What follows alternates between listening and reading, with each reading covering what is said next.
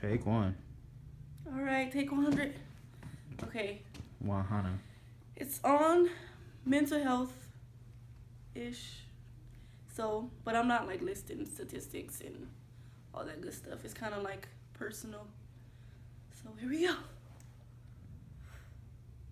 Okay. Let me tell you a little something about me. My name is Love. I'm a student at UCSD and I'm a public health major in ERC. I'm gonna tell you right now, I've had both anxiety and depression.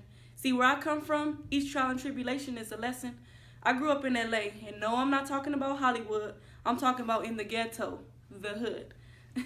There's been many days where I didn't know where I was gonna eat, many days where I didn't even know where I would sleep. Being the oldest of 5, I had many responsibilities at a young age, and I lived in a single parent home. There were many times where I wanted to run away. See, those social determinants of health really determined my health. I'm a black girl who was raised in South Central, low income, living in poverty, who could barely afford a physical. You're telling me that if I'm stressed out to run around a block, well, if I ran around a block, chances are that I'll get shot or stopped and raped. See, where I come from, it ain't safe. My mind has been in the darkest places. There are days where I sit up and question if my life is worth living. I'm not saying this because I want attention. I'm saying this because mental health is not taken seriously and seems to never be mentioned. Mental health professionals better recognize there's a difference when it comes to poor communities, because if not, then the numbers will never change and poor people will continue to be blamed. How can you blame me for my family's drug abuse, alcohol abuse? I'm just trying to better myself and not completely cut them loose.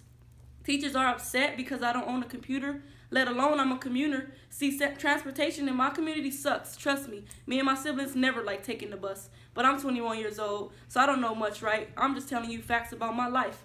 I tried letting my anger out on paper, but circumstances were always the same later. Where I come from, making it to 21 is an accomplishment. If a black male doesn't end up dead or in jail, then he must be living well. Yeah, I made it to a UC, but do people at this university honestly see me? That was a rhetorical question, but if you had to think about it, maybe that was a lesson. I can't always focus when I study, but because there's a black body taking its last breath. Every 28 hours, there's death. Police brutality is a thing. It's almost like whoever kills the most gets the ring. But mentally, I'm okay, right? I just have to be positive and see the light. Well, everything isn't always going to be all right, but just know that with the strength that I'll have, I'll always continue to fight. Whoa.